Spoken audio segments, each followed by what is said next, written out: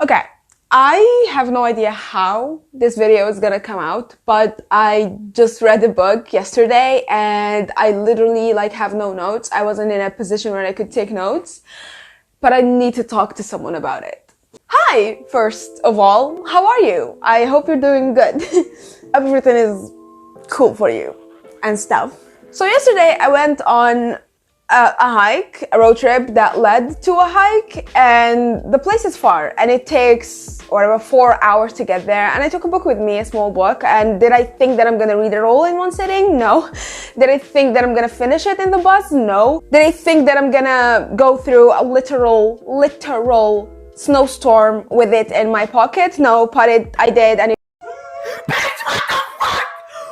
ended up warped. I would literally never do this to a book, and it breaks my heart that I did. I have done this, but I could not pick it up and read it in the middle of a literal snowstorm. But it was fun, and I'm fine. I could not read it. So I did, and it ended up fucked up, but I need to talk to someone about it.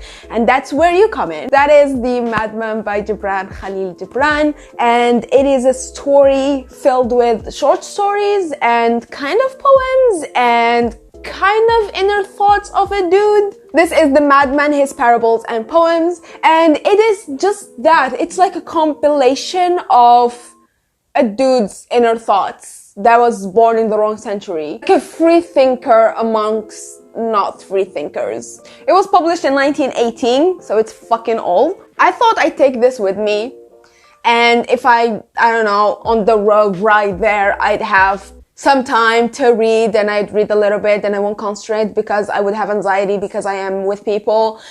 But I would anyways to distract myself, and so people won't talk to me, as if that stops people. But I did not think that I'm going to finish all of it and just flip page after page and after page and meet this fucking beautiful way of writing. I knew that I'm gonna love this. I'm gonna like it, at least because I already read The Prophet by the same author, and I absolutely loved The Prophet, the way it was written and just the simplicity of it while delivering extremely philosophical, complicated matters that are talked about in extreme simplicity and just an easy way that takes the hardship of talking about stuff like that, it just throws it out of the window. So I knew I was going to like The Madman, but I prefer it to The Prophet. I love it so much. My friend, I am not what I seem. Seeming is but a garment I wear, a care-woven garment that protects me from thy questionings and thee from my negligence. It's one phrase, it's one sentence, it's one paragraph, 4 lines. I read it and I have, my first initial thought is, this is so beautiful. And then I read it again and I'm like, oh, this might mean this. And then I read it again and I want to analyze it again. And then I read it and I want to analyze something else. And then I think, oh, maybe it means that it's just an invitation to think. It literally made me regret bringing it with me because I wanted to annotate. I didn't take any tabs. I didn't take a pencil, nothing. But oh my God, I finished it. And the first thing that I wanted to do was to open it back up and read it. This is a book that is worth 1,000 reads and rereads.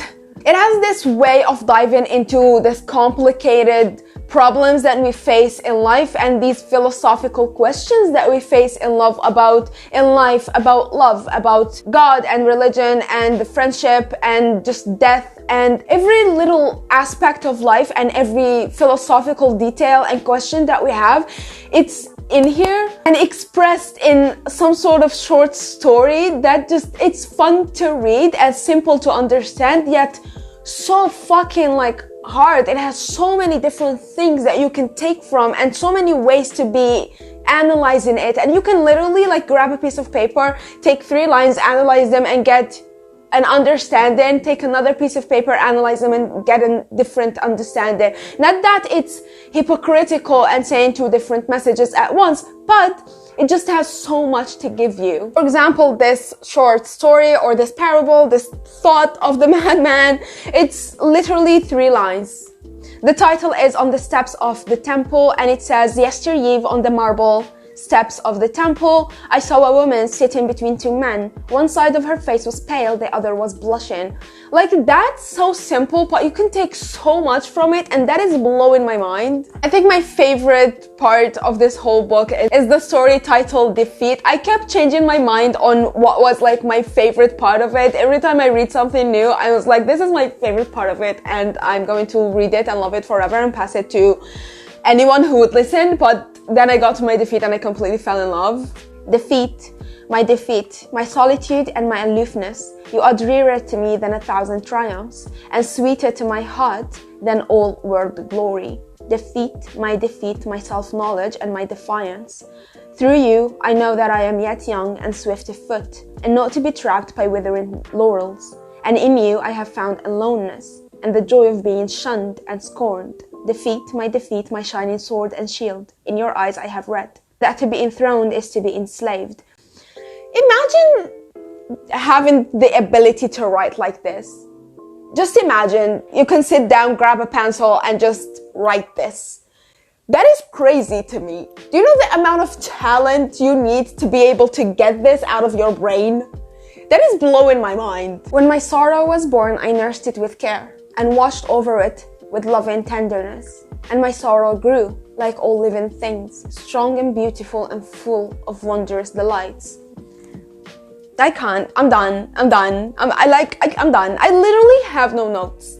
I usually sit here, talk to you with a notebook full of notes about every thought that I had reading the book, everything that I felt, and every opinion that I have, and talk to you about them and dissect them with you and analyze them with you. I don't have anything now. I just wanted to share it. This is literally a book that you can open at any page and take something that will stay with you forever.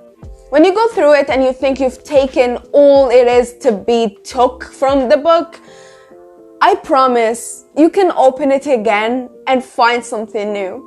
It has so much. Just now I'm flipping through it again so I can talk to you about it, and I'm finding so much new, like so many new things to carry with me. It dives in so much about the hypocrisy of humans and of life, how much of a fucking hypocrites we are, and how unfair life is, and how identical it is to all of us. How we're literally having so many of the same experiences, just in different, I don't want to say dimensions, but in different ways. But it's delivered from the point of view of a flower or a blade of grass or a dog or a fox or a scarecrow. And it makes it so much easy and fun to read, to a point where you can read it as a story about a fox and a dog and a blade of grass and a sea, and that's it. Or you can read it and analyze it, or you can literally read it to appreciate the writing and the fucking ingenious of the writing itself. And my joy and I were alone, unsought and unvisited. Then my joy grew pale and weary, because no other heart but mine held its loveliness, and no other lips kissed its lips. Then my joy died of isolation. And now I only remember my dead joy, and remember in my dead sorrow. But memory is an autumn leaf that murmurs a while in the wind and then is heard no more. The analogies are just incredible. I have no idea how this video is gonna come out. I'm just too excited about this book that I needed to sit. Like, I literally came home, slept, woke up now, and needed to sit and talk to you about this book. I did not get ready, and I'm sorry if this comes out as a mess, if I even choose to edit and post this. If you've never seen this, then this is a waste of time, I guess. But yeah, I hope this comes out okay. If you're watching this, then I just don't care.